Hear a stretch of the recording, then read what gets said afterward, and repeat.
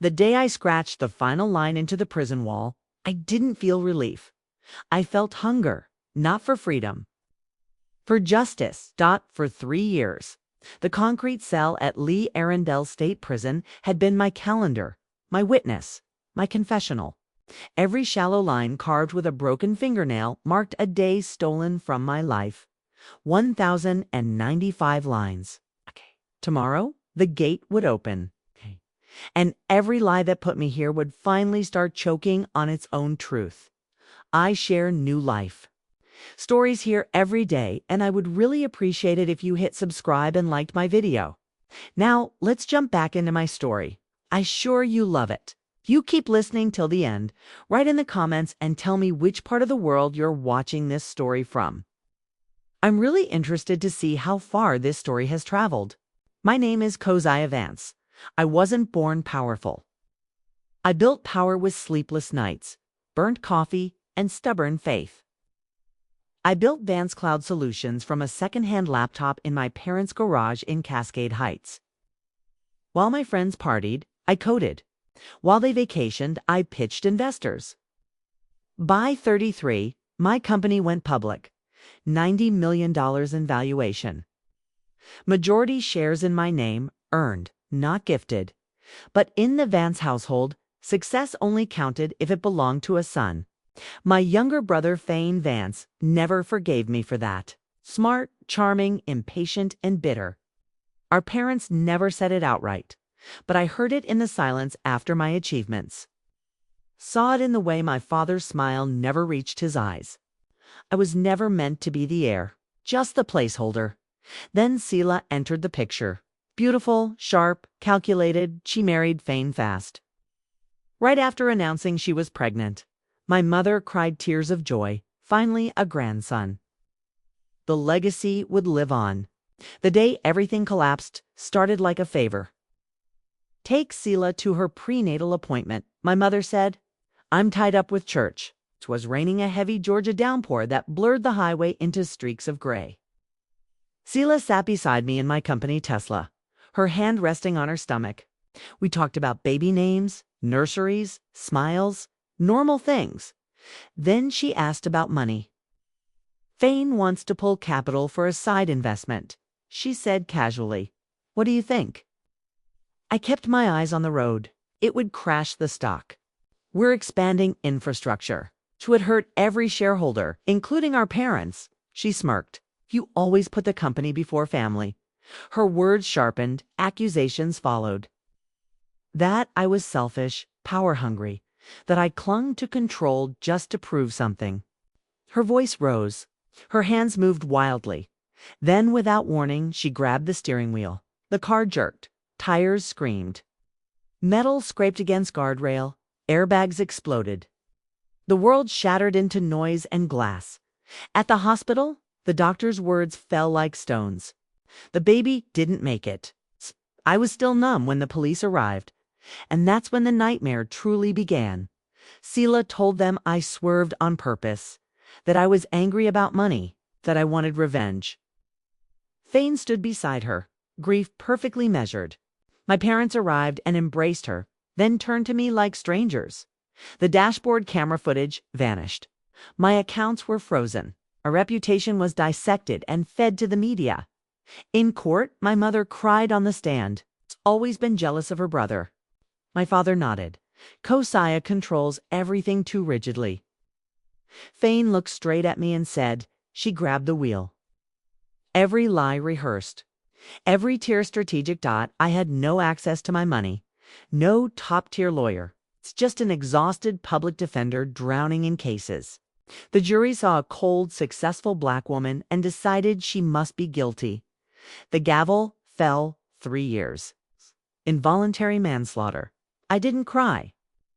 I felt something worse. Emptiness. Now sitting on my prison bunk, I carved the final mark into the wall. Tomorrow, I walk free. They think I'm broken. They think I'm grateful. They think I'm done. They are wrong. Because tomorrow isn't my ending. It's the day every single one of them starts paying. The prison gates opened with a metallic groan. Slow and deliberate, as if even freedom wanted to test my patience. Cameras flashed the moment I stepped outside. Reporters crowded the sidewalk. Voices overlapping questions about my conviction, my family, my company. Across the street stood my parents and Fane, holding white roses like props in a performance meant for redemption.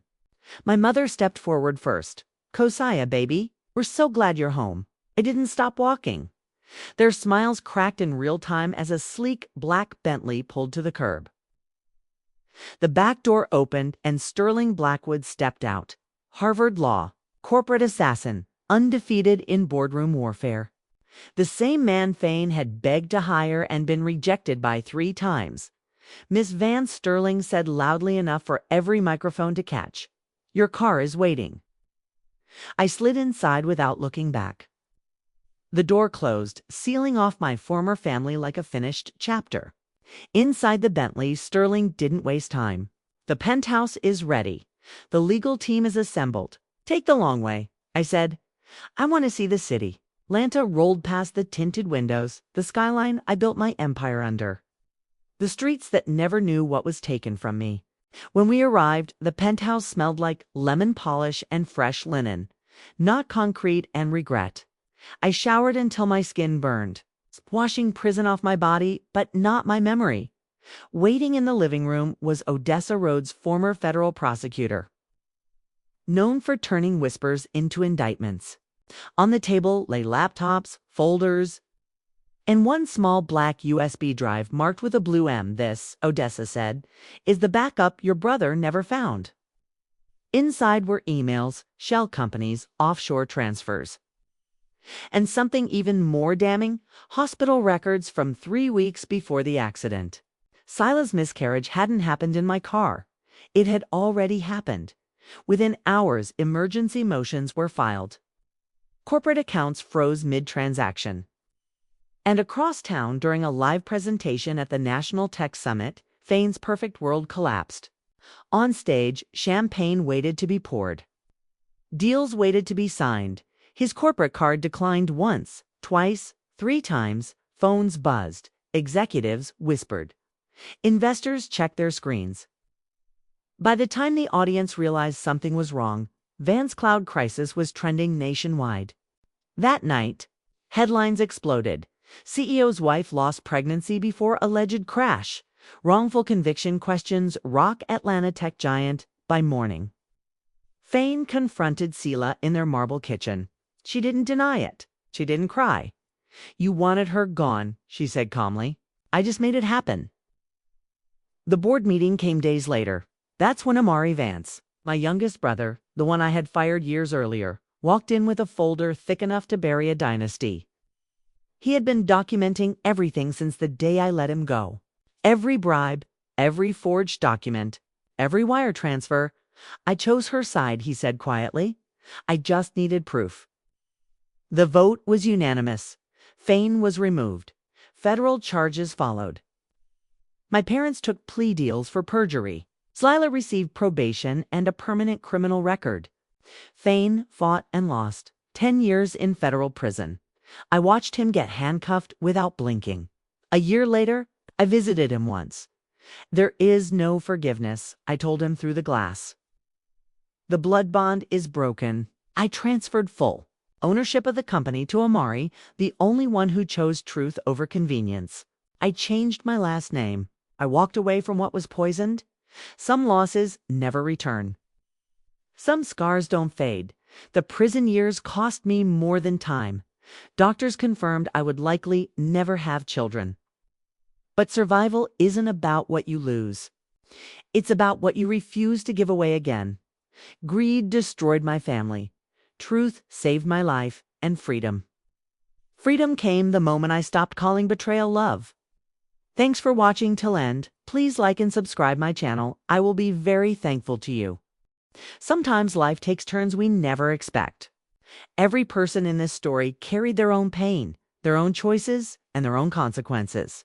Maybe you saw yourself in one of them more. Maybe it reminded you of someone you once knew. What do you think happened next? What would you have done if you were in their place? If you have any questions about what happened to the other characters, or if you want me to share more about them, just comment below. I read every message you leave, and your thoughts truly mean a lot to me.